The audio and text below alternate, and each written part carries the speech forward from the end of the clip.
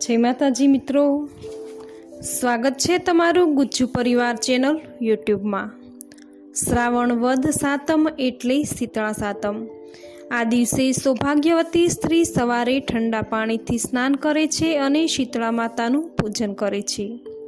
રાંધણછટનું રાંધેલું ટાઢું ખાય છે અને ચૂલો સળગાવતા નથી। સવારે પાણીયારે શીતળામાનો દીવો કરે છે અને કથા સાંભળે છે। એક ગામ હતું।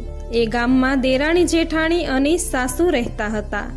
દેરાણી અને જેઠાણી બંનેને એક દીકરો હતો, પરંતુ જેઠાણી ભારે અદેખી હતી। નાની વહુ સીધી સાદી અને ભલી ભોળી હતી। શીતળા સાતમનું વ્રત કરવા માટે નાની વહુ રાંધણછટને દિવસે રાંધવા બેઠી કે જેથી બીજા દિવસે ઠંડુ જમી શકાય। એનો છોકરો ઘોડિયામાં સૂતો હતો અને રાંધતા રાંધતા મધરાત થઈ ગઈ તો એ હજી રાંધવાનું બાકી હતું। એવામાં છોકરો રડ્યો એટલે નાની વહુ દેરાણી રાંધવાનું પડતું મૂકીને છોકરા પાસે ગઈ અને છોકરાને ધવડાવી ઘોડિયામાં સુવડાવતી હતી। ત્યાં પોતે ઝોકા ખાવા લાગી અને સૂઈ ગઈ। એ વખતે શીતળામાની એમના ઘરમાં પધરામણી થઈ। ચૂલો સળગતો હતો એ જોઈ તેઓ ગુસ્સે થયા। એમાં તેઓ આળોટ્યા અને દાજ્યા। આથી શીતળામાએ તેને શાપ આપ્યો કે જેવું મારું શરીર બળ્યું એવું એનું પેટ બળજો। શીતળામા તો શાપ આપીને ચાલ્યા ગયા અને નાની વહુએ સવારે ઉઠીને ઘોડિયામાં જોયું તો એનો છોકરો બળીને ભડથું થઈ ગયો હતો। હવે એને પોતાની ભૂલ સમજાઈ। એને લાગ્યું કે શીતળામાં કોપ્યા છે, આથી તે રડવા લાગી। એને રડતી સાંભળી એની જેઠાણી અને સાસુ પણ ત્યાં આવી ચડ્યા। આવીને એ બંનેએ જોયું અને નાની વહુને કહ્યું, રાતે તું ચૂલો સળગતો મૂકીને સૂઈ ગઈ હતી, તેથી તારી ઉપર શીતળામાં કોપાયમાન થયા છે। તું તારા છોકરાને લઈને માં શીતળામાની પાસે જા અને તારી ભૂલ કબૂલ કરી એમની માફી માંગ। માં તારી ઉપર દયા કરી અને છોકરાને સજીવન કરશે। સાસુની વાત માની છોકરાને ટોપલામાં લઈ ટોપલો માથે ચડાવી નાનું વહુ તો શીતળા માતા પાસે ચાલી। ચાલતા ચાલતા રસ્તામાં એક તળાવ આવ્યું। એ તળાવ પાસે ટોપલો ઉતારી નાની વહુ તળાવમાં પાણી પીવા ગઈ। ત્યાં તળાવમાંથી અવાજ આવ્યો કે બાઈ, તું આ તળાવનું પાણી પીશ તો મરી જઈશ। તું શા માટે રડે છે એ કહે। એટલે નાની વહુએ કહ્યું, શીતળામાં મારી પર કોપ્યા છે, મારા છોકરાને એણે બાળી મૂક્યો છે, માટે શીતળામાની માફી માંગવા જાઉં છું। તું શીતળામા પાસે જાય છે તો મારું પણ પૂછતી આવજે કે મારા તળાવનું પાણી પીનાર કેમ મરી જાય છે। નાની વહુએ પાણી પીધા વગર ટોપલો માથે ચડાવ્યો અને રસ્તા આગળ ચાલવા લાગી। થોડેક દૂર ગઈ ત્યાં રસ્તાની વચ્ચે બે આખલા ઊભા હતા અને એ બંને આખલાના ગળામાં ઘંટીનું એક એક પડ હતું।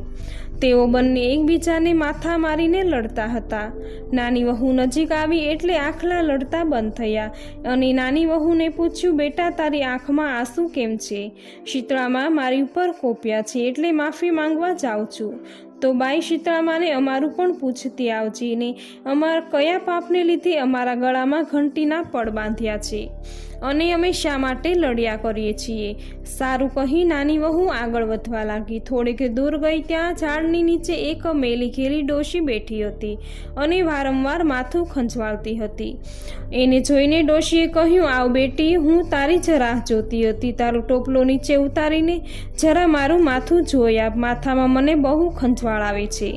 આ સાંભળી નાની વહુને દયા આવી। એણે ટોપલો નીચે મૂક્યો, એ ડોશીનું માથું જોવા બેસી ગઈ।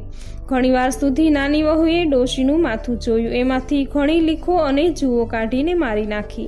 આથી ડોશીના માથામાં ખંજવાળ ઓછી થઈ અને નાની વહુને આશીર્વાદ આપતા ડોશી બોલ્યા, બેટી, ભગવાન તારું કલ્યાણ કરશે અને તારી ભલાઈનો બદલો ભગવાન તને જરૂર આપશે। આમ કહી ડોશી તો અદૃશ્ય થઈ ગયા। ડોશીની જગ્યાએ એકદમ પ્રકાશ પથરાઈ ગયો અને એની જગ્યાએ શીતળામાં ઊભા રહી ગયા। છોકરાને શીતળામાએ સજીવન કર્યો અને એ તો શીતળામાના ખોળામાં રમવા લાગ્યો।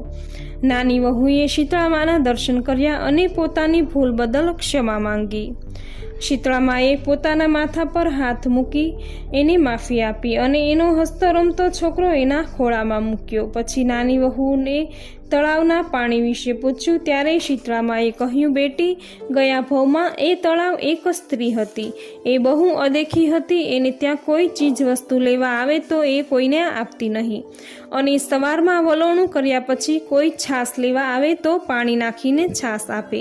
એના પાપનું નિવારણ એ કે તું જો જઈને એના તળાવનું પાણી ખોબામાં લઈ ચારે દિશામાં અંજલિ આપે અને પછી તું પાણી પીવે તો પશુ પક્ષીઓ અને વટેમાર્ગુઓ એનું પાણી પી શકશે.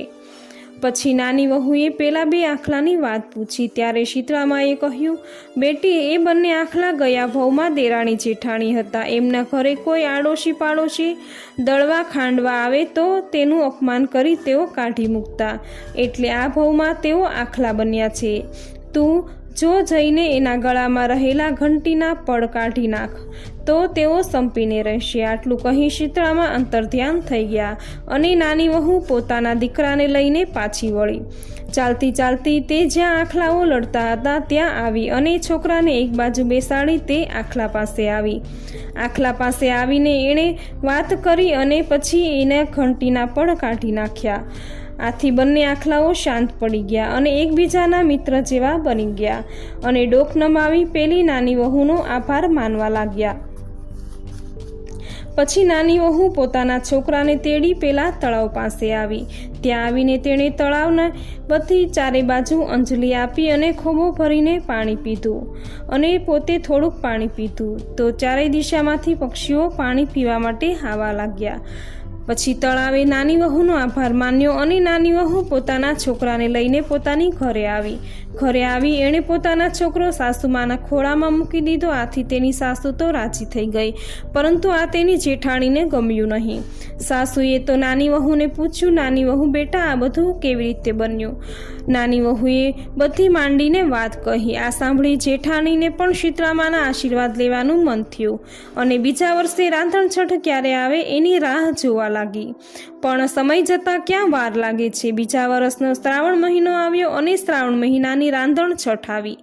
એટલે એણે પણ જાણી જોઈને રાંધણછઠની રાતે ચૂલો સળગતો મૂકી એ સૂઈ ગઈ. એવામાં શીતળામાં ફરવા નીકળ્યા અને ફરતા ફરતા એના ઘરમાં પ્રવેશ્યા.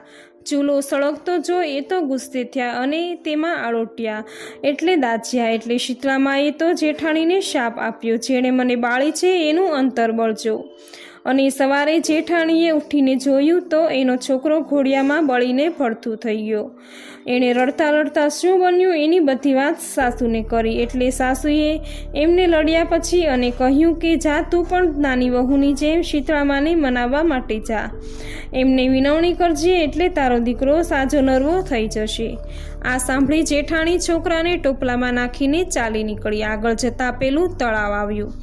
તળાવને કિનારે ઝાડ નીચે છોકરાનો ટોપલો ઉતારી એ તળાવમાં જેવું પાણી પીવા જાય છે એવો અવાજ સંભળાવ્યો કે પાણી પીશ નહીં, નહીંતર મરી જઈશ. આથી એણે પાણી પીધું નહીં. એટલે તળાવે કહ્યું, તું ક્યાં જાય છે? જેઠાણી કહે, હું ગમે ત્યાં જાઉં, એની તમારે શી પંચાત.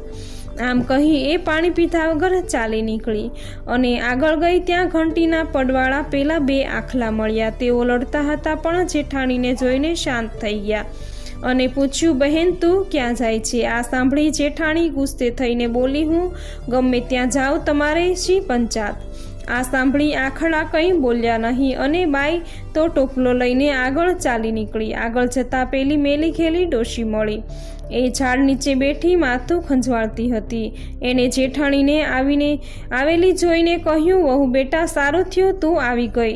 મારા માથામાં બહુ જ ખંજવાળ આવે છે, જરા માથું ખંજવાળી આપ અને જુઓ અને લીખો કાઢી આપ. આ સાંભળી જેઠાણી ખીજાણી અને બોલી કે તમારા જેવી મેલી ઘેલી ડોશી કામ હું શા માટે કરું? હું નવરી નથી. હું તો શીતળા માતાની શોધમાં જાઉં છું. આમ કહી તે ચાલી નીકળી. આમ બહુ ભટકી પણ એને શીતળામાં ક્યાંય મળ્યા નહીં. એ તો મરેલો છોકરાને લઈને પાછી આવી. દેરાણી ભક્તિભાવવાળી હતી એટલે એને સુખ પ્રાપ્ત થયું. જેઠાણી એના લક્ષણને લીધે દીકરો ખોઈ બેઠી. હે શીતળામાં, તમે જેવા દેરાણીને ફળ્યા તેવી તમારી ભક્તિ કરનાર, આ કથા વાંચનાર, આ સાંભળનાર સૌને ફળજો.